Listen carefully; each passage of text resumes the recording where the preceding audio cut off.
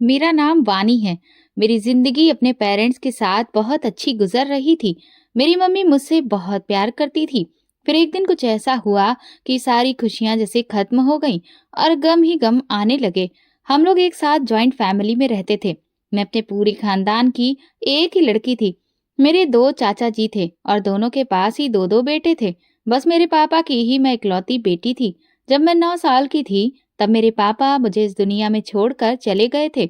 लेकिन मेरी मम्मी बहुत पढ़ी लिखी और हुनरमंद थी। मेरी मम्मी शुरू से ही जॉब करती थी क्योंकि उनकी गवर्नमेंट जॉब थी। अपने पति के मरने के बाद भी मेरी माँ ने जॉब जारी रखी थी क्योंकि वो अपनी बेटी की परवरिश कैसे करती। मेरी मम्मी किसी पर बोझ नहीं बनना चाहती थी, इसीलिए अपनी मेहनत से पैसा कमाती थी और अपनी बेटी का ज्यादा ख्याल करती थी। मेरी मम्मी चाहती थी कि उनकी ही तरह उनकी बेटी भी खूब पढ़े लिखे और कभी उनकी बेटी पर कोई भी मुसीबत का समय ना आए। उनकी बेटी खुद पे निर्भर हो और किसी के आगे हाथ ना फैलाए। उनकी बेटी बुरे वक्त से खुद लड़ना सीख ले। मगर मेरी मम्मी नहीं जानती थी कि बुरा वक्त आने में देर नहीं लगती और उनकी बेटी इस काबिल भी नहीं बन पाएगी कि वो बुरे वक्त से लड़ सके, बल्कि उससे पहले ही बुरा वक्त आ जाएगा। उस समय मैं इंटर में थी जब मेरी मम्मी के साथ एक ऐसा हादसा हो गया था जिसमें उनकी जान चली गई थी। मेरी मम्मी जैसे स्कूल में टीचिंग करती थी, वहां से आते समय उनका एक जोरदार एक्सीडेंट हो गया था। वो दिन मेरी जिंदगी का सबसे खतरनाक दिन था। जिस दिन मैंने अपनी माँ को खोया था, मैं नहीं जानती थी कि सुबह मेरी माँ मुस्कुराते हुए स्कूल जाने के लिए खुद भी निकलेगी और मुझे भी स्कूल छोड़ते हुए अपनी नौकरी पर जाएगी। तो वो दिन उनकी जिंदगी का सबसे आखिरी दिन होगा। उस दिन के बाद वो कभी मुझसे बात नहीं कर सकेगी। मैं अपनी माँ की मौत पे बहुत रोई थी क्योंकि मेरी माँ की मौत मौके पर ही हो गई थी। उन्हें इतना समय भी नहीं मिल सका था कि वो आखिरी समय में अपनी बेटी से बात कर सके। बस उस दिन के बाद से मेरी जिंदगी में परेशानियां ही परेशानियां आनी शुरू हो गई थी। मेरी मम्मी की मौत पे मेरे मामा मामी भी आए थे। वैसे तो मेरे 3 मामा थे और उन सभी की शादी हो चुकी थी। 2 मौसियां भी थी, उनकी भी शादी हो गई थी। मेरी एक मौसी की मौत हो गई थी, जबकि एक मौसी और 2 मामा दूसरे शहर में रहते थे। हमारे ही शहर में मेरे एक मामा रहते थे। वो सब भाई बहनों में सबसे बड़े थे। मेरे नाना नानी ने उनको जिम्मेदारी दी थी कि वो मरने के बाद अपने सारे भाई बहन का ख्याल रखें। मेरे मामा ने अपने सारे भाई बहनों की शादी कर दी थी और वो अपने फर्ज से फ्री हो गए थे। उसके बाद उन पर कोई भी दबाव नहीं था। हम अपने मामा मामी के घरों पर कम ही जाया करते थे क्योंकि मेरी मम्मी को ज्यादा छुट्टियां नहीं मिलती थी। मैं अपने 2 चाचाओं के साथ ही रहती थी, इसीलिए मुझे कभी अपने किसी रिश्तेदार की कमी महसूस नहीं हुई थी। मैं उनके खानदान की इकलौती बेटी थी, इसीलिए सब मुझे बहुत प्यार करते थे। मगर मुझे सबकी असलियत तो तब पता चली थी जब मेरी माँ मुझे इस दुनिया से छोड़कर चली गई और मैं बिल्कुल अकेली रह गई। मम्मी के मरने के 3 दिन बाद घर पूरी तरह से खाली हो गया था। घर में सिर्फ दोनों चाची ही बची थीं, जबकि उनके बेटे और मेरे दोनों चाचा अपने अपने काम पर जाने लगे थे। मैंने अभी स्कूल जाना शुरू नहीं किया था क्योंकि मैं अपनी माँ की मौत के सदमे से बाहर नहीं आई थी। मैं सारा दिन रोती रहती थी, बिस्तर पर पड़ी रहती थी। धीरे धीरे मेरी माँ की मौत को 1 हफ्ता गुजर गया था कि मेरी चाची ने मुझ पर घर का सारा काम का लोड डाल दिया था। पहले तीनों देवरानी जेठानी साथ मिलकर घर के काम किया करती थी और तीनों में अच्छी दोस्ती थी, इसीलिए उन्हें घर के कामों का बोझ कभी पता ही नहीं चला। लेकिन अब मेरी मम्मी के मर जाने के बाद उन्होंने इस चीज का फायदा उठाया कि मैं उन लोगों पे बोझ बन गई हूँ। अब इस घर में रहूंगी तो वो लोग जैसा चाहे वैसा मुझसे करवा सकती हैं क्योंकि मेरे आगे पीछे अब कोई नहीं रहा था। चाचा भी ज्यादातर घर से बाहर ही रहते थे। जब रात को वो घर पे आते तो चाची ऐसे रिएक्ट करती जैसे मुझसे कोई काम ही नहीं करवाती हैं। इन लोगों ने तो लगता था कि अब मैं उन पे डिपेंड हूँ और अब सारी जिंदगी इनको ही मेरा बोझ उठाना है। मेरे तो दिन अब रो रो कर गुजरने लगे थे। मेरी समझ में आता था कि मैं क्या करूं। मेरी माँ की मौत को 15 दिन गुजर गए थे। इस बीच मेरे मामा जी मुझसे मिलने के लिए आए थे। मामा जी को देखकर मैं उनके गले से लगकर फूट फूट कर रोने लगी थी। मामा जी ने जब मुझे रोते हुए देखा तो वो मेरी चाची से पूछने लगे कि आखिर मेरी भांजी क्यों रो रही है। तो उन्होंने मामा जी से कहा कि हम आपकी बेटी के नखरे नहीं उठा सकते। आपकी बेटी सारा सारा दिन कमरे में बंद रहती है। हम चाहते हैं कि आप इसे अपने साथ ले जाएं। हमने इसीलिए आपको यहाँ पर बुलाया है। मामा जी को लगा था कि वो लोग कोई बहुत जरूरी बात करना चाहते थे, मगर वो लोग तो मुझे उनके साथ भेजना चाहते थे। मामा जी ने कहा कि कोई बात नहीं है, मैं अपनी भांजी को बिल्कुल अपनी बेटी की तरह रखूंगा। मामा जी ने मुझसे कहा था कि तुम अपना सामान पैक कर लो और मेरे साथ चलो। मैं सामान पैक करके अपने मामा जी के साथ चली गई थी। मुझे ये नहीं पता था कि मेरे आने के बाद मेरी चाची ने चाचा जी को क्या बताया था। जरूर उन लोगों ने उनसे झूठ ही बोल दिया होगा, कह दिया होगा कि आपकी भतीजी अपने मामा के साथ खुद अपनी मर्जी से गई है। मगर वो लोग तो मुझे भेज चुकी थी। मामा जी के घर जाने के बाद भी मेरी जिंदगी में सुकून नहीं आने वाला था, क्योंकि जब मैं मामा जी के साथ उनके घर गई तो मुझे देखकर मेरी मामी और उनकी दोनों बेटियां खुश नहीं हुई थीं। उन लोगों के तो मुंह बन गए थे। मामा जी ने मुझे कमरे के अंदर जाने के लिए कहा था। मामा जी ने कहा था कि ऊपर वाले पोर्शन में कमरा खाली पड़ा हुआ है, तुम उसमें जाकर अपना सामान रख लो। मैं तो खामोशी से अपना सामान लेकर ऊपर आ गई थी, मगर मुझे मामा और मामी की बातों की आवाजें आ रही थी। मामी जोर जोर से चिल्ला रही थी और कहने लगी कि तुम अपनी भांजी को यहाँ क्यों लेकर आ गए हो। मामा जी ने कहा था कि ये अब हमारे साथ ही रहेगी। इस बात पे शोर वो मचाने लगी और कहने लगी कि तुम्हें क्या जरूरत पड़ी थी इसके साथ हमदर्दी करने की।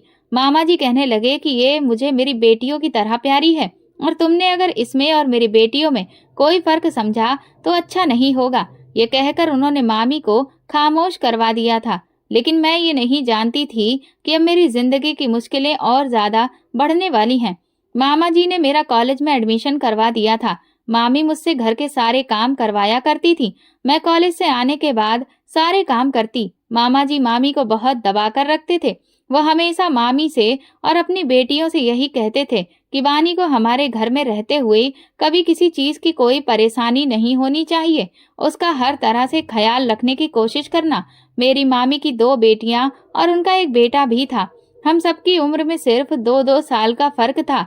मेरी मामी अपनी बड़ी बेटी सुरभि के लिए रिश्ता तलाश कर रही थी। मेरे मामा की काफी अच्छी नौकरी थी, लेकिन फिर भी मेरी मामी को ऐसा लगता था कि उनके पास रुके हुए पैसे की बहुत कमी है। मेरे मामा ने कभी उनके साथ किसी चीज की कमी नहीं की थी। मामी चाहती थी कि वो अपनी बहू लेकर आए तो बहू भी अमीर परिवार की हो और दोनों बेटियों की भी अमीर ससुराल में ही ब्याह किया जाए। मामी जी अपनी बड़ी बेटी सुरभि के लिए किसी अमीर परिवार का रिश्ता तलाश कर रही थी, मगर अभी तक उनका रिश्ता नहीं लग पा रहा था। वैसे तो सुरभि के काफी रिश्ते आ चुके थे, लेकिन अभी तक कोई ऐसा रिश्ता मेरी मामी को नहीं मिला था जिसमें मेरी मामी के हिसाब से कोई कमी ना हो। मैं बचपन से ही बहुत सीधे और सिंपल नेचर की रही थी। कोई अगर मुझसे ऊंची आवाज में बात करता तो मैं बहुत डर जाती थी। यही वजह थी कि मैंने अपनी मामी के मरने के बाद पूरे 15 दिन तक उनकी हर बात को खामोशी से बर्दाश्त किया था और मैं यहाँ आने के बाद मामी की भी हर बात को बर्दाश्त करती थी। मुझे मामी से बहुत डर लगता था। मैं अपनी मामी का हर कहना मानती थी, उनकी हर बात को अच्छी तरह से समझती थी। इसीलिए कभी मेरी मामी ने भी मुझसे गुस्से में बात नहीं की थी। मैं स्कूल जाती थी तो वहां पर भी मैं पढ़ाई में बहुत अच्छी थी। कभी टीचर्स ने भी मुझे गलत तरीके से बात करने की कोशिश नहीं की थी। लेकिन अब मुझे अपने ही रिश्तेदारों की ऐसी बातों को बर्दाश्त करना पड़ रहा था। मेरी कॉलेज की पढ़ाई भी बहुत अच्छी चल रही थी। मामी मुझे छोटी छोटी बात पे डांटती थी और मैं उनकी डांट से बहुत डर जाती थी। मैं हमेशा डरी सहमी सी रहती थी। मेरे यहाँ आने के बाद 1-2 बार सुरभि को लड़के वाले देखने आए थे, तो मामी मुझे उन लोगों के सामने भी नहीं आने देती थी। उन्हें मेरी खूबसूरती से डर था कि कहीं लड़के वाले मुझे उनकी बेटी की जगह पसंद ना कर लें। जब तक मेहमान चले नहीं जाते थे, मैं कमरे में ही बंद रहती थी। मामी का बिहेवियर मेरे साथ बिल्कुल भी अच्छा नहीं रहता था। वो और उनकी बेटियां मुझे छोटी छोटी बातों पर ताने देती रहती थी। और फिर एक दिन ऐसा हुआ था कि मेरी मामी को सुरभि के लिए एक अच्छा और अमीर परिवार का रिश्ता और लड़का भी मिल गया था। उन लोगों ने भी सुरभि को पसंद कर लिया था। मेरी मामी की छोटी बेटी का नाम निक्की था। जब मेरी मम्मी जिंदा थी तो निक्की मुझसे बहुत मीठी मीठी बातें करती थी, मुझे अपनी दोस्त की तरह समझती थी। लेकिन जिस दिन से मैं इस घर में आई थी, निक्की के तेवर तो बदल ही गए थे। वो बिल्कुल अपनी माँ की तरह रिएक्ट करती थी। मामी बहुत खुश थी कि उनको उनकी पसंद के मुताबिक अपनी बेटी के लिए रिश्ता मिल गया था और अब दोनों परिवारों के बीच सारी बातें तय हो गई थी। सुरभि और उसके होने वाले पति की अब एंगेजमेंट होने वाली थी और फिर एंगेजमेंट का दिन भी आ गया था। सुरभि की एंगेजमेंट के लिए मामा जी मुझे बहुत अच्छे से कपड़े लाकर दिए थे। जिस तरह के कपड़े वो निक्की के लिए लेकर आए थे, इसी तरह के कपड़े वो मेरे लिए भी लेकर आए थे। मैं उन कपड़ों को पहनकर बहुत सुंदर लग रही थी। मामी जी ने मुझसे कहा था कि सारे काम तुम्हें देखने हैं, किसी चीज में कोई कमी नहीं होनी चाहिए। मैंने मामी जी से कहा था कि आप फिक्र ना करें, घर में ढेर सारे मेहमान आए हुए थे, लड़के वाले भी अभी आए नहीं थे। मैं कुछ सामान लेकर मामी जी के कमरे से निकल रही थी कि तभी अचानक मेरी एक जोरदार टक्कर हो गई। मैं जो सामान लेकर आई थी वो सामान मेरे हाथों से गिर गया था। मैंने कहा कि आपको दिखाई नहीं देता क्या? मैं उस इंसान को डांट कर नीचे बैठ गई। मैं सारा सामान उठाने लगी, तभी वो इंसान मुझे बड़ी हैरानी से देख रहा था। उसने अपनी आंखों पर लगे हुए चश्मे को हटाकर गौर से मुझे देखा था। शायद इतनी मासूमियत भरी लड़की को उसने आज पहली बार देखा था। शायद मैं उसकी नजर को भा गई थी। मुझे उसका गौर से देखना कुछ खास पसंद नहीं आया था। मैंने जल्दी से अपना सामान उठाकर वहां से मामी जी के पास चली आई थी और फिर सुरभि की एंगेजमेंट का फंक्शन अच्छी तरह से हो गया था। मगर वो लड़का बार बार मुझे देख रहा था। वो जरूर मेरे मामा जी के बेटे मयंक का दोस्त होगा, क्योंकि उसने अपनी बहन की एंगेजमेंट में अपने सारे ही फ्रेंड्स को इनवाइट किया था। सुरभि की शादी की डेट कुछ दिन बाद की ही रख दी गई थी। इस दौरान मैं मामी के काम में बहुत हाथ बटा रही थी, मगर शादी की तैयारियों के चलते मैं कॉलेज भी नहीं जा पा रही थी और ना ही अपनी पढ़ाई पर ध्यान दे पा रही थी। ऐसा करने से मेरी पढ़ाई को बहुत नुकसान हो रहा था। लेकिन शादी की तैयारियों में बिजी होने की वजह से मामी जी मुझे जली कटी बातें नहीं सुना रही थी, क्योंकि उनका ध्यान शादी की तैयारियों में लगा हुआ था। कुछ दिन बाद जब सुरभि की शादी का दिन आया तो मैं अभी भी घर के कामों में ही बिजी थी। इस दौरान मैं सुरभि के कुछ जरूरी कपड़े रखकर भूल गई थी, क्योंकि मुझ पे काम का लोड इतना ज्यादा था कि मेरी समझ में ही नहीं आ रहा था कि मैं कौन सा काम याद करूं और कौन सा नहीं, और कौन सी चीज मैं कहाँ पे रखकर भूल गई हूँ। इतने काम तो मैंने अपनी जिंदगी में कभी नहीं किए थे। एक साथ मुझ पर ढेर सारे काम आड़े जा चुके थे, इसीलिए मेरा दिमाग काम करना बंद कर गया था। मैं बहुत थक चुकी थी। मेरी समझ में नहीं आता था कि मैं क्या करूं, क्योंकि मुझे एक मिनट भी आराम करने के लिए नहीं मिलता था और ना ही मुझे मेरी पढ़ाई करने को मिल रही थी। जब मैं सुरभि के कपड़े रखकर भूल गई तो मामी को बहुत गुस्सा आया था। मामी ने मुझे अपने कमरे में बुलाया। वो मेहमानों के सामने ऐसे रिएक्ट कर रही थी जैसे वो मुझे अपने घर में रखकर बहुत एहसान कर रही हैं, जबकि ये एहसान उनका नहीं, मेरे मामा जी का था। बातें सुनाने के लिए उन्होंने मुझे कमरे में बुलाया और बहुत बुरी तरह से डांटा था। वो बार बार कह रही थी कि आखिर तुम मेरी बेटी के कपड़े रखकर कहाँ भूल गई हो। मैं मामी जी की अलमारी में बार बार तलाश कर रही थी। मुझे याद नहीं था कि मैंने मामी जी की अलमारी में ही तो सुरभि के सारे कपड़े रखे थे, मगर वो कपड़े अलमारी में नहीं थे। मैं अच्छी तरह से जानती थी कि मुझे मेरी गलती पर ही डांट सुनने को मिल रही है। अगर मैं कपड़े रखकर ना भूलती तो शायद मुझे मामी इतना जलील ना कर रही होती। इस दौरान मामी ने मुझे कुछ ऐसा कह दिया जिससे मेरी आंखों में ढेर सारे आंसू ला दिए थे।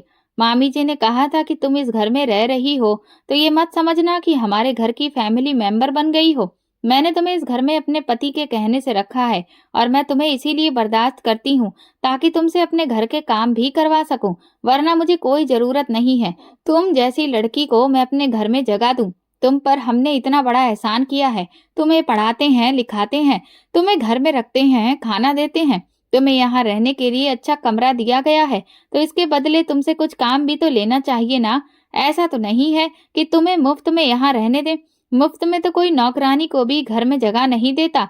तुम्हारी माँ मर गई और तुम हमारे सर पे आ गई हो। एक काम भी तुमसे ढंग से नहीं होता। यही वजह है कि तुम्हारी चाची ने वहां से तुम्हें यहाँ पर भेज दिया। तुम्हारी चाची को भी तुम्हारी हरकतें बर्दाश्त नहीं होती होंगी। तुम्हारी मनूस माँ इतना नहीं हुआ कि मरते समय तुम्हें भी अपने साथ लेती जाती, तो मैं हमारे सर पर डाल गई। मामी की ऐसी बातें सुनकर मेरा दिल बहुत दुखा था। मैं फूट फूट कर रोने लगी थी। रोते हुए अचानक मेरी नज़र मामी के कमरे में रखे हुए एक संदूक पर गई थी। मैं जल्दी से उस संदूक की तरफ गई क्योंकि मुझे याद आया था कि मैंने इसी संदूक में सुरभि के कपड़े रखे थे। मैंने जल्दी से वो खोला तो मुझे उसमें सुरभि के कपड़े दिखाई दे गए।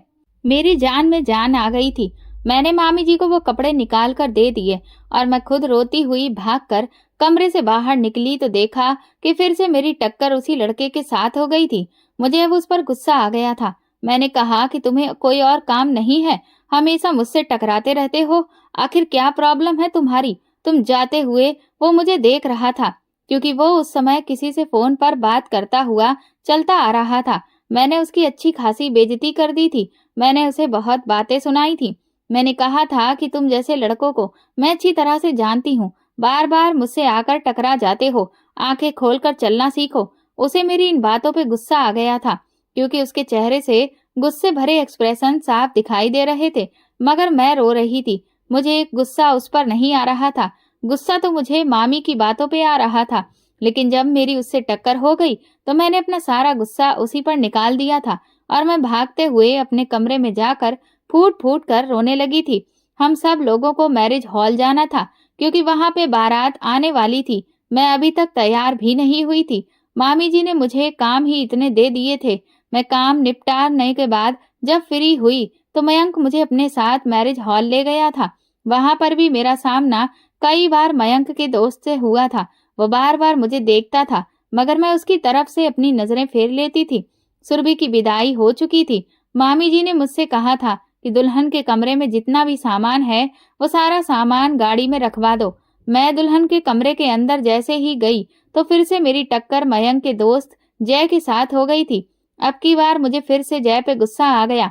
मैंने कहा, ये हर बार तुम्हारी टक्कर मुझसे ही क्यों होती है और तुम यहाँ दुल्हन के कमरे में क्या कर रहे हो? मैं उस पर बरस पड़ी थी। इस बार जय ने खामोशी जाहिर नहीं की थी, बल्कि वो तेज आवाज में बोल पड़ा था। वो कहने लगा, तुम मुझसे किस अंदाज में बात करती हो? मैं मानता हूँ कि पहली बार जब मेरी तुमसे टक्कर हुई थी तो मेरी गलती थी क्योंकि मैं जब चल रहा था तो मैंने तुम्हारे ऊपर ध्यान नहीं दिया था कि तुम सामने से आ रही हो। लेकिन इससे पहले जब मेरी तुमसे टक्कर हुई तो मैं सामने ही देख रहा था। तुम खुद मुझसे आकर टकराई थी और अभी भी मैं इस कमरे में पहले से ही मौजूद हूँ। मैं कमरे से बाहर निकल रहा था जब तुम खुद इस कमरे के अंदर आई हो और तुम्हारी मुझसे टक्कर हो गई।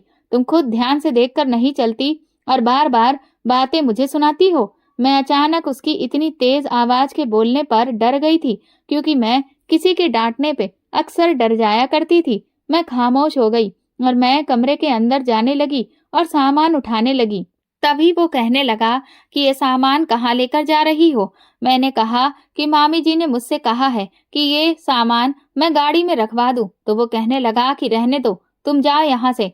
मयंक ने मुझसे कहा है कि मैं ये सामान खुद गाड़ी में रखवा दूंगा। मैं कमरे से बाहर निकल आई थी मगर मुझे एहसास हुआ था कि गलती मेरी ही थी। मुझे जिस तरह से उससे बात नहीं करनी चाहिए थी, पहले ये तो सोच लेना चाहिए था कि गलती मेरी ही है। मैं ही बार बार हर बार जल्दबाजी में भागते हुए उससे टकरा जाती हूँ। सुरभि की शादी होने के बाद भी मामी जी मुझे सुकून से नहीं रहने दे रही थी।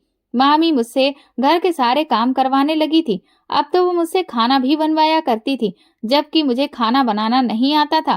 पहले सुरभि ही खाना बनाया करती थी। निक्की ने तो कभी कोई काम किया ही नहीं था। उसे सिर्फ इतना काम होता था कि वो अपने कॉलेज से आकर कमरे में बंद हो जाती थी और ना जाने किसके ख्यालों में डूबी रहती थी। सारा दिन आराम करने के अलावा उसे कोई दूसरा काम नहीं होता था। मैंने मामी से कहा था कि मुझे खाना बनाना नहीं आता। उसने कहा कि आजकल मोबाइल में सब कुछ आता रहता है। उन्होंने मुझे मोबाइल दे दिया और फिर कहा था कि इसमें देख देख कर खाना बनाना सीखा करो। मैं कुकिंग सीखने में इतनी बिजी हो गई थी कि मैं भूल गई थी कि मेरी पढ़ाई का बहुत ज्यादा नुकसान हो रहा है। मामी जी ने इन रोज रोज के कामों से मैं बहुत ज्यादा तंग आ गई थी क्योंकि मुझे कॉलेज गए हुए अब पूरा 1 महीना होने वाला था। मैंने अब सोच लिया था कि मैं जैसे तैसे कॉलेज जाकर ही रहूंगी। अगले दिन फिर से मामी मुझे अपने कामों में उलझा रही थी, मगर मैं ऑलरेडी अपनी पढ़ाई का काफी नुकसान करा चुकी थी। अब मुझे कुछ भी करके कॉलेज जाना था। मैं तैयार होकर कॉलेज जाने के लिए निकल ही रही थी कि तभी अचानक मामी जी आ गईं और उन्होंने मुझे कॉलेज जाते हुए देख लिया। वो कहने लगी कि तुम कहाँ जा रही हो? मैंने कहा मामी जी, मैं कॉलेज जा रही हूँ। कॉलेज गए हुए मुझे काफी दिन हो गए। मामी जी कहने लगी कि कोई जरूरत नहीं है कॉलेज जाने की, घर में बैठो और घर के काम काज देखो। सुरभि की शादी हो गई है, अब तुम्हें भी घर के सारे काम देखने हैं। मैंने कहा मामी जी प्लीज आप मुझे कॉलेज जाने दो, मैं कॉलेज से आकर सारे काम देख लूंगी। मुझे कॉलेज गए हुए काफी दिन हो गए। मामी जी मुझसे पहले कुछ कहती कि तभी मामा जी वहां पर आ गए थे और मुझे देखकर कहने लगे कि क्या हुआ बेटा, तुम अभी तक कॉलेज नहीं गई? मैंने मामा जी से कहा कि जी मैं जा रही थी, तो उन्होंने कहा कि जल्दी जाओ, तुम्हें लेट हो जाएगा। मामा जी की वजह से मैं उस दिन बच गई थी और जल्दी से कॉलेज चली गई थी। मैं कॉलेज गई तो मेरे लिए एक नई मुसीबत मेरा इंतजार कर रही थी। कॉलेज में मेरी पूरी 1 महीने की छुट्टी हो गई थी, इसीलिए मुझे बहुत ज्यादा डांट पड़ रही थी।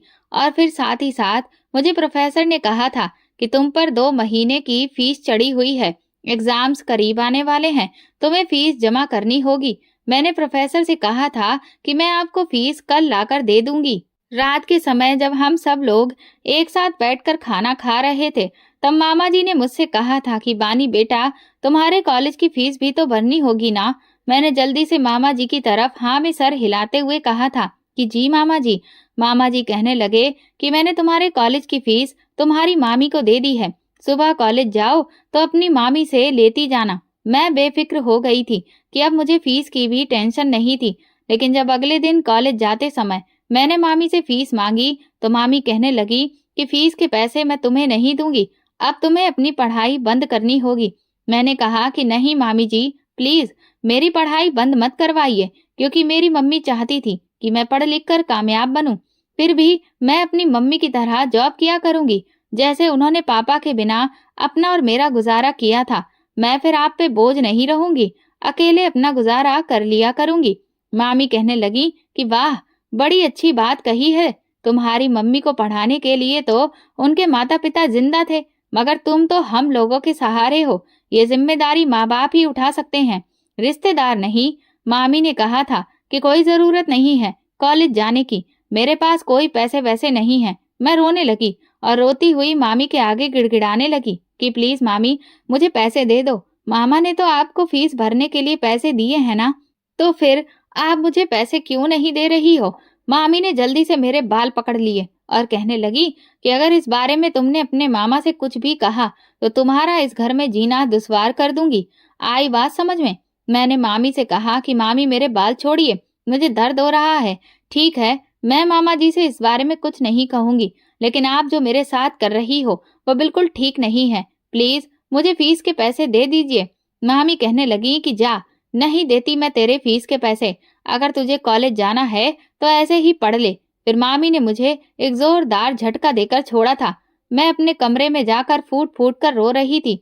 मैं पूरा दिन रोती रही थी। फिर शाम के टाइम पर मामी कमरे में आई और कहने लगी कि उठो और जाकर घर के कमरों में सफाई करो। मैं उठ गई थी और काम में लग गई थी। मैंने मामा मामी को आपस में बातें करते हुए सुना था। मामी मामा जी से कह रही थी कि कल शाम को निक्की को देखने के लिए लड़के वाले आ रहे हैं। लड़के की माँ ने फोन करके मुझसे कहा था कि वो हमारे घर रिश्ता लेकर आना चाहती है। मामा जी कहने लगे कि चलो ये तो अच्छी बात है, हम चाहते हैं कि निक्की की पढ़ाई पूरी होते होते पहले उसका रिश्ता भी तय कर दें, और जैसे ही उसका ये साल कंप्लीट हो जाए तो उसकी भी शादी कर देंगे। इस तरह निक्की भी अपने घर की हो जाएगी और उसके बाद मैं बानी के लिए रिश्ता तलाश करना शुरू करूंगा। मामी जी फिर से मामा की बातों पे गुस्सा हो रही थी। अगले दिन मैं डरते डरते फिर से कॉलेज चली गई थी। उस दिन भी प्रोफेसर ने मेरी बहुत इंसल्ट की थी। वो बार बार मुझसे फीस को कह रहे थे। मेरे पास फीस नहीं थी तो मैं उन्हें कहाँ से लेकर देती। मेरे एग्जाम्स करीब आ रहे थे, जिसके लिए मुझे फीस देना बहुत जरूरी था। अगर मेरे पास फीस की ड्यूज क्लियर नहीं होते तो मुझे एग्जाम्स में बैठने नहीं दिया जाता। उस दिन भी कॉलेज से मैं अपनी बहुत बेइज्जती करवा कर घर आई थी। मामी जी ने मुझसे कहा था कि जल्दी से काम में लग जाओ। चेंज करते ही मैं घर के काम में लग गई थी, क्योंकि निक्की को लड़के वाले देखने आ गए थे। मैं उन लोगों के सामने सारा नाश्ता भी लगा चुकी थी। मामी जी ने मुझे मेहमानों के सामने आने से मना किया था। मैं किचन में जाकर खामोशी से खड़ी हो गई थी। मैंने निक्की को चाय की ट्रे थमा दी थी। वो वहां कमरे में चली गई। मैं अभी भी किचन में ही बैठी हुई थी। कुछ ही देर गुजरी थी कि निक्की रोती हुई किचन में आई। उसको रोते हुए देखकर मैं अचानक घबरा गई। मैं उससे कहने लगी कि निक्की, क्या हुआ? तुम क्यों रो रही हो? निक्की ने मेरा जोर से हाथ झटक दिया और कहने लगी, तुम्हें नहीं पता कि तुम मेरे साथ मुझे नहीं पता था कि तुम मेरे साथ ऐसा भी कर सकती हो। मम्मी तुम्हारे साथ बिल्कुल सही करती है। तुम्हारे साथ ऐसा ही होना चाहिए। मैंने कहा, निक्की तुम्हें क्या हो गया है? क्यों ऐसी बातें कर रही हो? आखिर मैंने क्या कर दिया? निक्की कहने लगी कि तुम जानती हो कि मैं जय से कितना प्यार करती हूँ। कल जब जय की माँ की कॉल आई थी कि वो हमारे घर अपने बेटे का रिश्ता लेकर आ रही हैं, तो मैं समझ गई थी कि जरूर जय अपने पेरेंट्स को मेरे लिए ही भेज रहा है, क्योंकि शुरू से ही जय और मेरी अच्छी दोस्ती रही है। वो मेरे भाई का दोस्त होने के साथ साथ मेरा दोस्त भी है। मैं उसे पसंद करती थी, मगर आज जब उसकी मम्मी ने मेरी जगह तुम्हारा रिश्ता जय के लिए मांग लिया तो मेरे होश उड़ गए। तुमने मेरी जिंदगी में जहर घोल दिया है। मैं तुम्हें कभी माफ नहीं करूंगी। मैंने निक्की को बहुत यकीन दिलाने की कोशिश की कि इसमें मेरी कोई गलती नहीं है, मैं कुछ नहीं जानती, मगर उसने मेरी एक न सुनी। वो रोती हुई किचन से चली गई थी। मामी ने जय की मम्मी से कह दिया था कि हम आपको अभी कोई फाइनल जवाब नहीं दे सकते। मैं अपने हस्बैंड से डिस्कस करके आपको बता दूंगी। जय की मम्मी वहां से चली गई थी। मामी ने मुझे भी ढेर सारी बातें सुनाई थी, क्योंकि मामी ये बात अच्छी तरह से जानती थी कि निक्की जय को पसंद करती थी, मगर न जाने क्यों जय के घर से मेरे लिए रिश्ता आ गया था।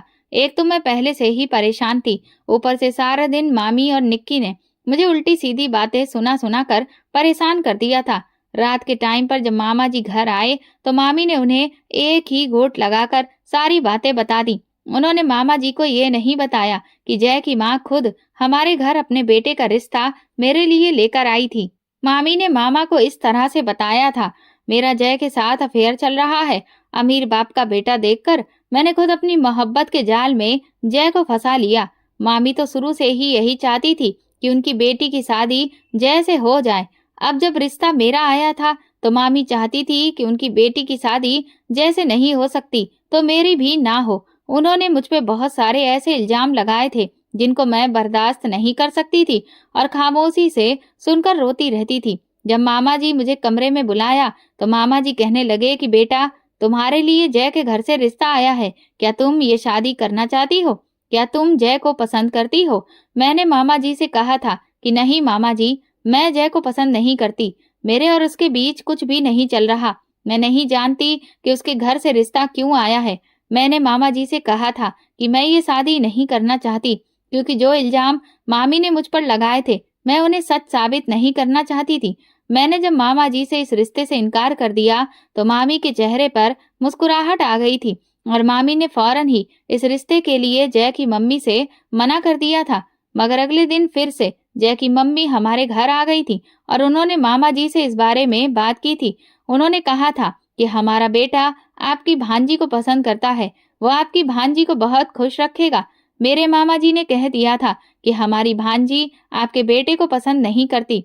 उसने इस रिश्ते के लिए साफ इनकार कर दिया है। मगर फिर भी जय की मम्मी ने मामा जी से कहा था कि मैं बड़ी उम्मीद से आपके यहाँ आई हूँ, एक बार आप अपनी भांजी को समझा कर तो देखिए। मामा जी ने मुझे अपने कमरे में बुलाया था। मामा जी ने मुझसे कहा था कि बेटा, मैं जानता हूँ तुम्हारी मामी तुम पे गलत इल्जाम लगा रही है और तुम इस रिश्ते के लिए इसीलिए मना कर रही हो ताकि ये इल्जाम साबित ना हो जाए और ये सच ना हो जाए। लेकिन मैं तुम्हें बहुत अच्छे से जानता हूँ बेटा, तुम बहुत सीधी लड़की हो। तुम इस बात की फिक्र मत करो। अगर लड़के ने तुम्हें पसंद किया है तो ये तुम्हारा भाग्य है, क्योंकि वो लड़का एक अमीर फैमिली से बिलोंग करता है और अच्छे परिवार से है। ऐसे रिश्ते शायद तुम्हें कभी नहीं मिलेगा। तुम्हें भी मेरी बेटी ही हो। मुझे लगा था कि ये रिश्ता निक्की के लिए आएगा, मगर लड़का तो तुम्हें पसंद करता है। इसका मतलब ये है कि तुम्हारा नसीब इस लड़के के साथ जुड़ा हुआ है। मैं चाहता हूँ कि तुम्हारी शादी इसी लड़के के साथ हो और मुझे उम्मीद है कि तुम इस रिश्ते से अब इनकार नहीं करोगी। मामा जी की बात सुनकर मैंने नजर झुका ली थी और मैं कमरे से बाहर निकल आई थी। मामा जी ने जय की फैमिली को हाँ बोल दिया था, मगर मैं अभी पढ़ना चाहती थी। अभी तो फिलहाल मेरा रिश्ता ही तय हुआ था। शादी होने में लगभग 1 साल का समय था, लेकिन जब तक मेरे पास टाइम था, मैं तब तक तो अपनी पढ़ाई कंटिन्यू रख सकती थी। अगले दिन मैं फिर से बिना फीस के ही कॉलेज चली गई थी। जब मैं कॉलेज गई तो फिर से प्रोफेसर ने मुझसे फीस की डिमांड की थी और अब की बार उन्होंने कह दिया था कि कल से तुम्हें कॉलेज आने की कोई ज़रूरत नहीं है। अगर तुम कल भी बिना फीस के कॉलेज आ गई तो तुम्हें कॉलेज के अंदर एंट्री नहीं मिलेगी। मैं ये बात सुनकर बहुत शर्मिंदा हुई थी और कॉलेज के कैंपस में बैठकर फूट-फूट कर रोने लगी थी। उधर घर में सब जब से मीरा जय के साथ रिश्ता तय हुआ था, निक्की मुझे अपना दुश्मन समझ रही थी। वो मुझसे ढंग से बात भी नहीं करती थी और मामी भी मुझसे यही कहती रहती थी कि तुम मेरी बेटी की खुशियों पे अपना हक जमा कर बैठ गई हो। मन करता है कि तुम्हें इसी समय इस घर से निकाल दूं, मगर तुम्हारे मामा की तरफ से मैं मजबूर हूँ। इधर कॉलेज में भी मुझे सिर्फ 1 दिन की ही मोहलत मिली थी। मेरी कुछ भी समझ में नहीं आ रहा था कि मैं क्या करूं। कोई मेरी मदद करने वाला भी नहीं था। मैंने जैसे ही अपनी साइड में देखा तो मेरे बाएं हाथ पर मेरे ही कॉलेज का एक लड़का आकर बैठ गया था।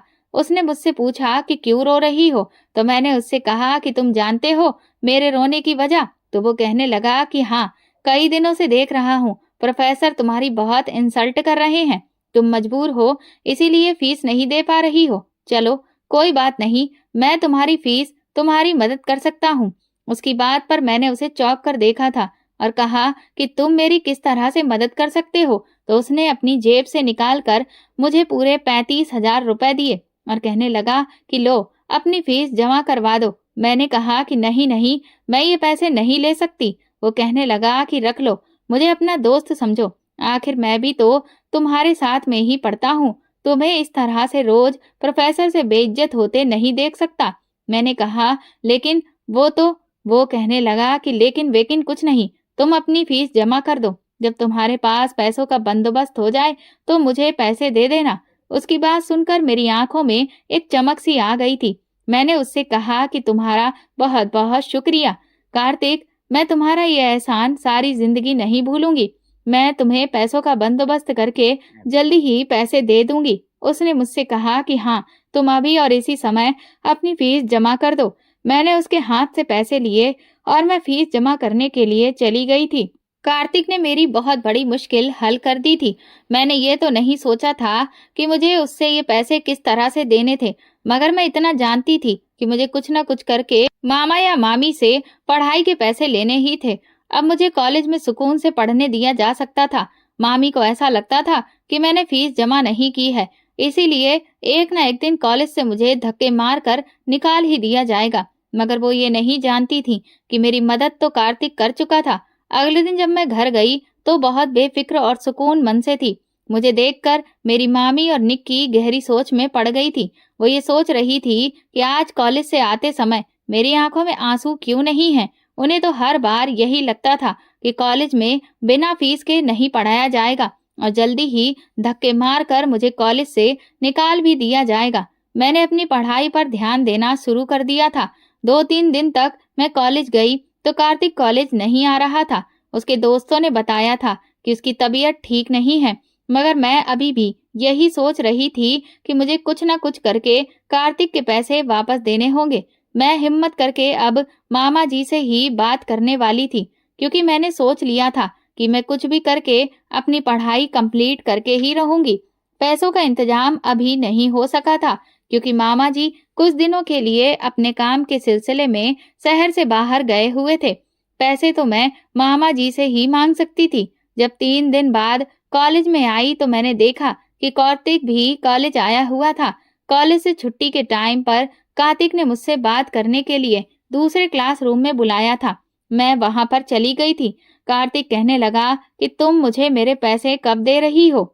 मैंने कहा कि मुझे कुछ दिन का वक्त दो, मामा जी से पैसे लेकर मैं तुम्हें दे दूंगी। अभी मामा जी शहर से बाहर गए हुए हैं। ये सुनकर वो कहने लगा कि तुम्हारे पास सिर्फ और सिर्फ 2 दिन का टाइम है। 2 दिन तक अगर तुमने मुझे मेरे पैसे नहीं दिए तो तुम्हें खुद चलकर मेरे बिस्तर तक आना होगा। उसकी बात सुनकर मेरे तो होश उड़ गए थे। मैंने कहा, ये कैसी फालतू की बातें कर रहे हो तुम? तुमने तो मुझसे कहा था कि मेरे पास जब पैसे हो तब मैं तुम्हें दे दूं, मगर अब तो तुम इतनी जल्दी मुझसे पैसे मांग रहे हो और ये फिजूल की शर्त भी रख रहे हो। कार्तिक कहने लगा कि मैं तो ऐसा ही हूँ, शुक्र मनाओ कि मैंने वक्त पर तुम्हारी मदद कर दी, वरना तुम आज कॉलेज में ना होती। मैंने उसे कहा था, अच्छा ठीक है, मैं कोशिश करती हूँ, मगर मैं टेंशन में पड़ गई थी। मैं जब कॉलेज से घर आई तो बहुत परेशान थी। तभी हमारे घर का दरवाजा बजने लगा। मैं जब दरवाजे पर गई तो ये देखकर हैरान रह गई थी कि दरवाजे पर जय खड़ा हुआ था। जय मुझे देखकर मुस्कुराने लगा। मैं दरवाजा बंद करके जैसे ही पीछे पलटी तो उसने मेरा हाथ पकड़ लिया और कहने लगा, आज गुस्सा नहीं करोगी? मैंने उससे कुछ नहीं कहा क्योंकि मैं बहुत परेशान थी। वो फिर से मुझसे कहने लगा कि मैं तुमसे बात करने के लिए ही आया हूँ। मैंने उसका हाथ झटके से छुड़ाया और मैं भागकर अपने कमरे में आ गई थी।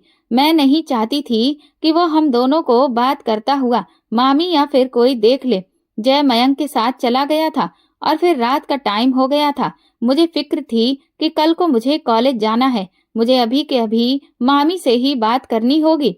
इसीलिए मैं हिम्मत करके मामी जी के पास गई और देखा तो उनके पास निक्की भी बैठी हुई थी। मैंने मामी जी से कहा कि मामी जी प्लीज मुझे फीस के पैसे दे दीजिए, मैं आगे पढ़ना चाहती हूँ। मामी जी कहने लगी कि अभी तक तुम्हारे कॉलेज वालों ने तुम्हें निकाला नहीं, तुम पर तो काफी फीस चढ़ चुकी है। मैंने कहा कि कॉलेज वाले तो मुझे निकालने ही वाले थे, मगर मेरा एक कॉलेज का दोस्त है, उसने मेरी फीस के उधार पैसे मुझे दे दिए, लेकिन वो अब मुझसे अपने पैसे मांग रहा है। आप प्लीज मुझे पैसे दे दीजिए, मैं उसको उसके पैसे वापस कर दूंगी। मेरी बात निक्की बड़े ध्यान से सुन रही थी। मामी जी कहने लगी, नहीं, मेरे पास कोई पैसे नहीं है, दोबारा किसी से मदद मांग लो। मेरे लाख समझाने पर भी मामी ने मुझे पैसे नहीं दिए थे और मैं शर्मिंदा होकर उनके कमरे से निकल आई थी। सारी रात मुझे टेंशन हो रही थी। दूसरी तरफ कार्तिक मुझे ब्लैकमेल कर रहा था। मैं कॉलेज गई तो फिर से उसने वही बात कही थी और कहा था कि तुम्हारे पास सिर्फ 24 घंटे रह गए हैं। फिर जब मैं घर आई तो मामी मुझे अपने साथ बाजार ले जाने लगी। मैं उनके साथ बाजार चली गई। हमारे साथ निक्की भी गई थी। हम लोग एक शॉपिंग मॉल में थे जब अचानक मेरी नजर कार्तिक पर पड़ी थी। मैं कार्तिक को देखकर बहुत घबरा गई थी। कार्तिक मुझे बार बार बात करने के इशारे कर रहा था। मैं नहीं जानती थी कि मैं मामी और निक्की के सामने कार्तिक से बात कैसे करूं, इसीलिए मैं उन दोनों से बहाना बनाकर मॉल के दूसरी तरफ चली गई थी। मैं वहां पर गई तो कार्तिक कहने लगा कि तुम्हारे पास सिर्फ 16 घंटे बाकी रह गए हैं। अगर तुमने मुझे मेरे पैसे वापस नहीं दिए तो कल मेरे घर आ जाना। तुम्हें याद है ना कि तुम पर मेरे पैसे बन रहे हैं।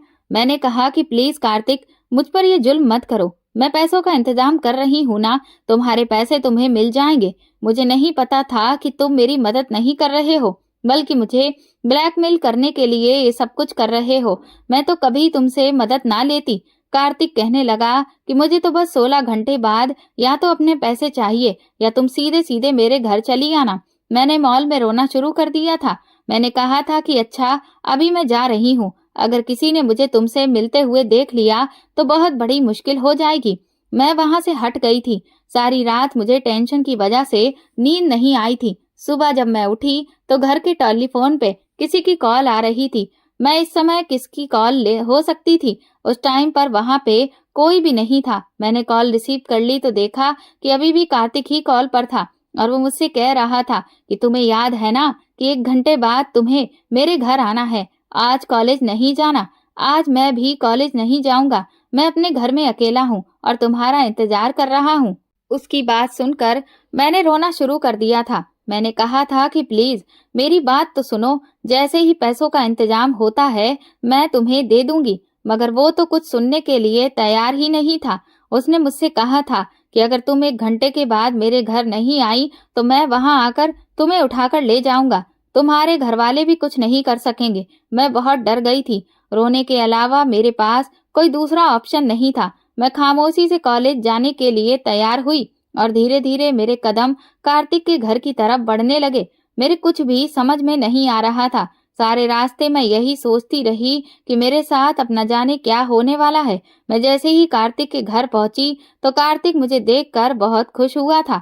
उसने कहा, क्या हुआ, पैसों का बंदोबस्त नहीं हुआ क्या? मैंने कहा, तुम मुझे कुछ समय की मोहलत और दे दो, तो वो कहने लगा कि नहीं, ऐसा नहीं हो सकता, अब कोई मोहलत नहीं, अब तुम मेरे बिस्तर तक खुद चलकर आओगी। ये कहते हुए जब कार्तिक ने मेरे कंधों पर हाथ रखा तो अचानक किसी ने उसको धक्का दिया। ये देखकर मैं दंग रह गई थी कि ये कौन था। मैंने जैसे ही पलटकर देखा तो जय खड़ा हुआ था। जय ने कार्तिक का कॉलर पकड़ लिया और उसे मारना पीटना भी शुरू कर दिया था। मैं बहुत डर रही थी। जय ने उसको बहुत मारा था। कार्तिक बार बार जैसे कह रहा था कि इस लड़की ने मुझसे पैसे लिए हैं, अब ये मेरे पैसे नहीं दे रही है। जय ने अपनी जेब से निकाल कर पैसे उसके मुंह पे मारे थे और उससे कहने लगा, अगर आज के बाद तुमने इस लड़की या फिर किसी भी लड़की को इस तरह से ब्लैकमेल किया तो ये उसकी मजबूरी का फायदा उठाने की कोशिश की तो ये अच्छा नहीं होगा। मैं तुम्हें छोड़ रहा हूँ, चाहूँ तो अभी के अभी पुलिस के हवाले भी कर सकता हूँ। जय ने जल्दी से मेरा हाथ पकड़ा और वो मुझे वहां से ले आया था। मैं देख रही थी जय को बहुत गुस्सा आ रहा था। वो गुस्से में गाड़ी चला रहा था मगर मुझसे कोई भी बात नहीं कर रहा था। मैं बहुत डर गई थी। मैं बस रोए जा रही थी कि अब न जाने क्या होगा। जय मुझे घर के अंदर ले गया तो देखा तो वहां पे मामा जी भी आ चुके थे।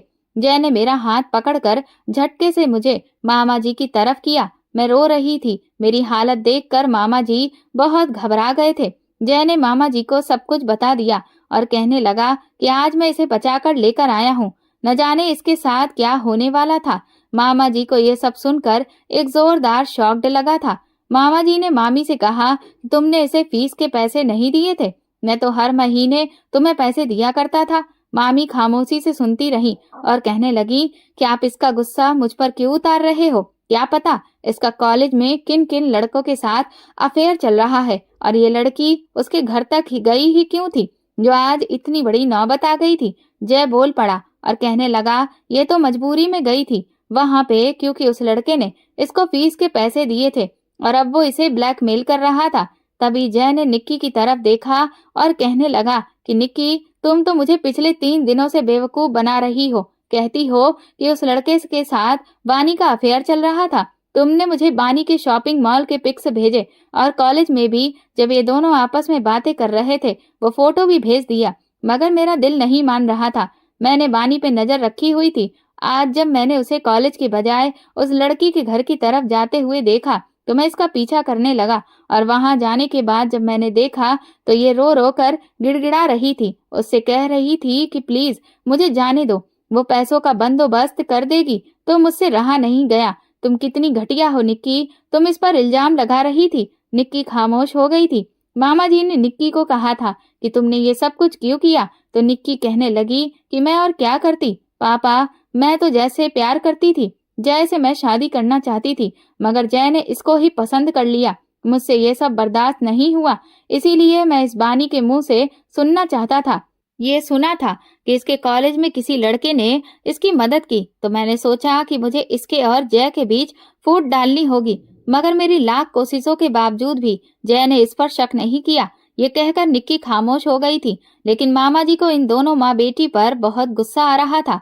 मामा जी और मामी को डांटे और कहने लगे, ये तो अच्छा हुआ कि आज समय पे वहां पर जय पहुंच गया। अगर जय वहां ना पहुंचता तो न जाने बानी के साथ वो लड़का क्या करता। मामा चिल्लाते हुए कहने लगे कि तुम्हें पता भी है कि उसकी इज्जत भी जा सकती थी। एक गलती की वजह से ये कितनी बड़ी परेशानी से गुजरी है। मामी जी कहने लगी कि आप इसे जितना सीधा समझते हो ये बिल्कुल भी ऐसी नहीं है। मामी जी कहने लगे कि मैं इसको अच्छे से जानता हूँ, इसके सर पे माँ बाप का साया नहीं है। बेचारी हमारे घर में रहती है, हमारी जिम्मेदारी है। अगर एक वक्त में तुम्हारी बेटी के साथ ऐसा हो जाए तो तुम्हें कैसा लगेगा? मामा जी ने जय की तरफ देखा और कहने लगे, बेटा तुम्हारा बहुत बहुत शुक्रिया अदा करता हूँ, तुमने वानी को बचा लिया। मैं जल्दी ही तुम्हारी शादी बानी के साथ करवा दूंगा। मामा जी कहने लगे कि बानी बेटा, अगर तुम्हारी मामी ने तुम्हें पैसे नहीं दिए तो तुम्हें उस लड़के की मदद नहीं लेनी चाहिए थी।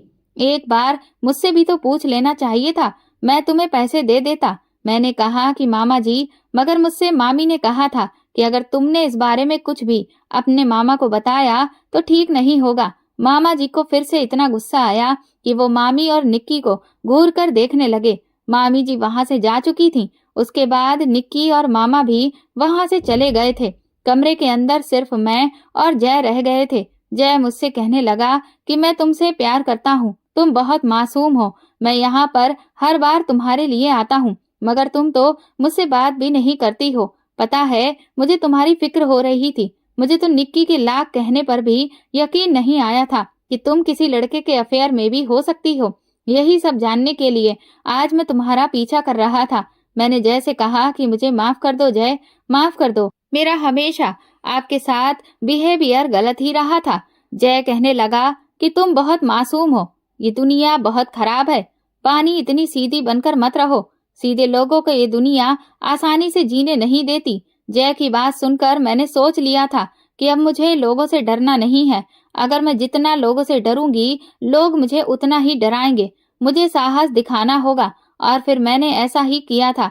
जिंदगी में काफी समय गुजर गया था, लेकिन मैं उस दिन के बाद कभी नहीं डरी। लोग औरत को कमजोर समझते हैं, और सबसे ज्यादा कमजोर उस औरत को समझते हैं जिनके आगे पीछे कोई नहीं होता। मगर अब मुझे जय का साथ मिल गया। उसने मुझे हमेशा बहुत सपोर्ट किया, मेरी एजुकेशन कंप्लीट करवाई, मुझसे शादी की। जब मैं अपने ससुराल विदा होकर चली गई तो मामी जी का मूड भी मेरी तरफ से ठीक हो गया। निक्की ने भी मुझसे अपने किए की माफी मांग ली थी।